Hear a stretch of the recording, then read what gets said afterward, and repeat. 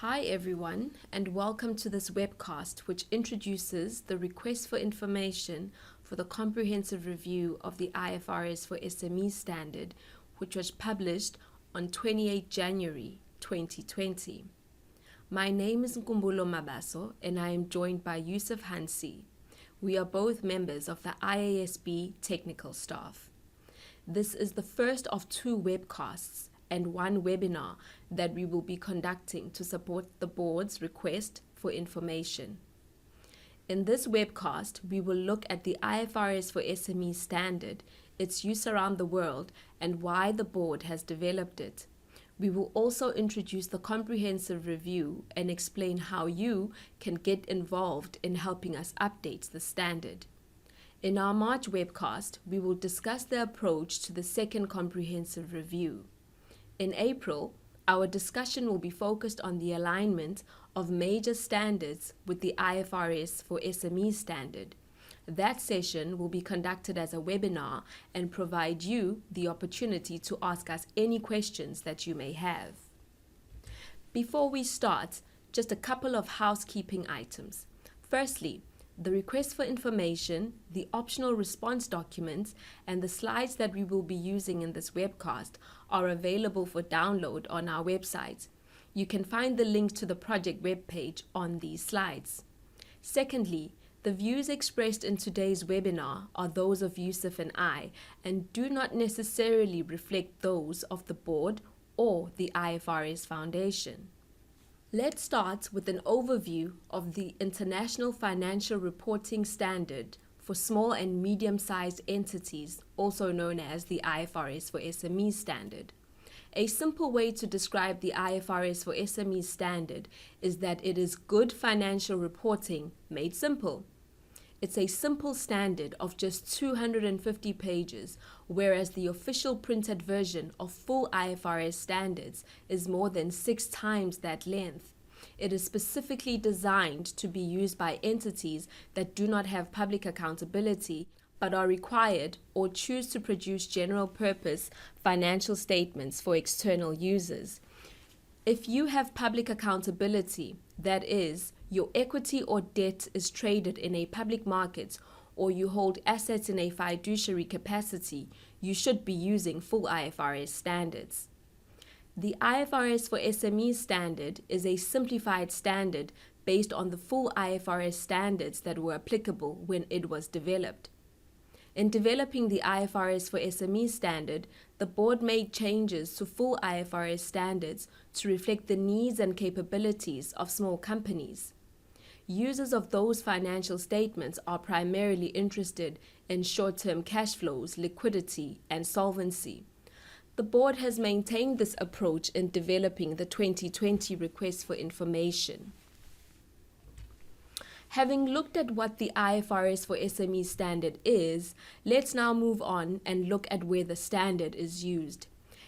86 jurisdictions around the world require or permit the use of the IFRS for SMEs Standard.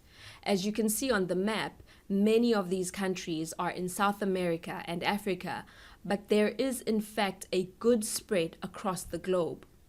Unlike full IFRS standards, where global consistency is important and the board is clear their preference is adoption without any form of modification, we understand that in the context of SMEs, global consistency is less important.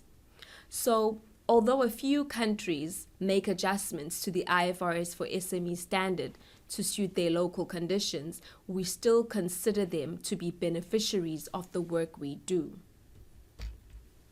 Slide 5 highlights why the board developed the IFRS for SME Standard.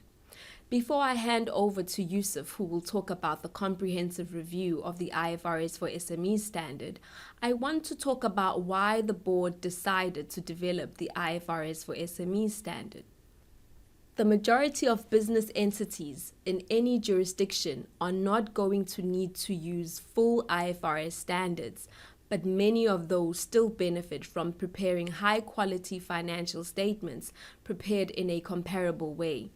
These businesses are the businesses we describe as needing or wanting general-purpose financial statements. The board has the expertise to develop such standards and has a fantastic base to work from in full IFRS standards. Using these standards, SMEs benefit from producing financial statements that are high quality and comparable both within their jurisdiction and internationally.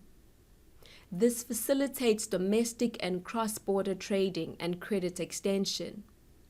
Credit rating agencies and banks also benefit from consistent information and more efficient practices. And though they are not listed, many SMEs have investors who are not involved in the day-to-day management of the entity. This benefits the SMEs themselves by making access to funds from a range of sources easier. Finally, this also supports better education of accountants and users of financial information who can use their knowledge in the context of publicly accountable entities as well as SMEs. Further information about the IFRS for SMEs standard is provided in Appendix C to the request for information. Now I am going to hand over to Yousouf to introduce the comprehensive review. Thank you, Nkumbulo. The first comprehensive review of the IFRS for SMEs Standard started in 2012 after 2 years of implementation experience to fix errors and omissions, lack of clarity, and other implementation problems, and consider need for improvements based on recent changes to full IFRS standards. In May 2015, the board completed its first comprehensive review of the IFRS for SMEs Standard. After consulting with constituents, the board concluded that the IFRS for SMEs Standard is working well in practice. However, some areas were identified where targeted improvements could be made. Consequently, after considering the feedback it received and taking into account the fact that the IFRS for SMEs Standard was then a newly issued standard, the board made limited amendments to the IFRS for SMEs Standard. The most significant amendments that relate to transactions commonly encountered by SMEs were permitting SMEs to use a revaluation model for property, plant, and equipment, and aligning the main recognition and measurement requirements for income tax and exploration and evaluation assets with full IFRS standards. Most of the other amendments clarify existing requirements or adding supporting guidance rather than change the underlying requirements in the IFRS for SMEs Standard. Consequently, for most SMEs and users of their financial statements, the amendments improve understanding of the existing requirements without having a significant effect on an SME's accounting policies and financial statements. The amendments were effective for annual periods beginning on or after 1st January 2017. Moving on to the next slide, in 2019, the board started its second comprehensive review of the IFRS for SMEs Standard. The board is committed to continuing to develop this standard. The scope of the second comprehensive review includes new and amended IFRS standards that have not yet been incorporated into the IFRS for SMEs Standard. It also includes specific issues that have been brought to our attention regarding the application of the standard. The review is quite a lengthy process. We need to gather information about potential changes, our RFI stage, evaluate this feedback, decide whether to develop an exposure draft, consider feedback to the exposure draft, and finally, if we do make changes, we need to ensure we give people time to prepare for implementing them. Our first step was to work with the SME Implementation Group, which we refer to as the SMEG, to consider changes to IFRS standards that could be incorporated into the IFRS for SMEs Standard. This analysis helped us to develop the request for information, which was published in January this year. The objective of the request for information is to seek views on whether and how aligning the IFRS for SMEs Standard with full IFRS standards could better serve users of financial statements prepared applying the IFRS for SMEs Standard without causing undue cost and effort for SMEs. Once we have all the feedback, we can start to develop what we call an exposure draft, which is effectively our proposed new IFRS for SMEs standard. This will probably take about a year, and in 2021, you can again provide us with feedback before we develop a final standard. We are hoping that the final standard will be issued in 2022. So it is a long development cycle, but that means we can put a lot of effort into making sure we have things right for this important standard. The next slide outlines how the request for information is structured. The request for information outlines the key changes we are thinking about making and give anyone who is interested a chance to give us feedback. Part A sets out the framework the board developed for approaching the second comprehensive review and asks for comment on the board's approach. We will discuss the alignment approach and principles in more details in our next webcast in March. Part B contains questions on sections of the IFRS for SMEs standard that are being considered for alignment with IFRS standards, amendments to IFRS standards, or IFRIC interpretations in the scope of this review. Part B summarizes each of the issues under review. For those who would like more detailed explanations on the board's reasoning, this can be found in Appendix B to the request for information. Part C seeks views about general implementation experience and issues arising from the application of the IFRS for SMEs standard. Part B and C of the request for information will be the subject matter of a webinar in April.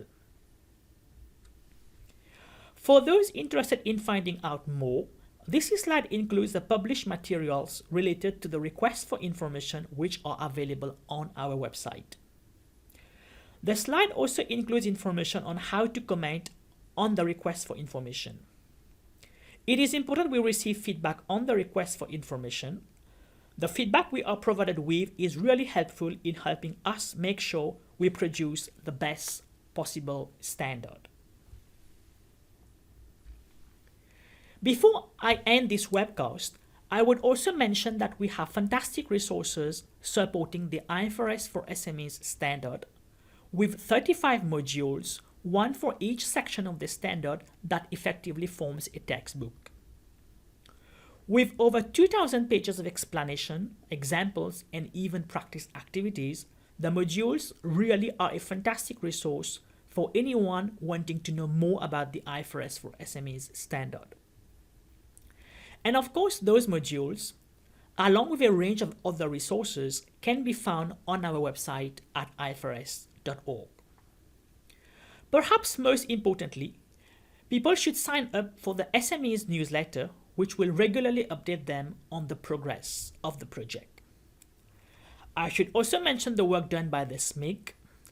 This consists of nearly 30 members, experts from around the world, who provide advice and guidance on application of the standard, as well as its development. Thank you to everyone listening. We look forward to talking with you again about this project soon.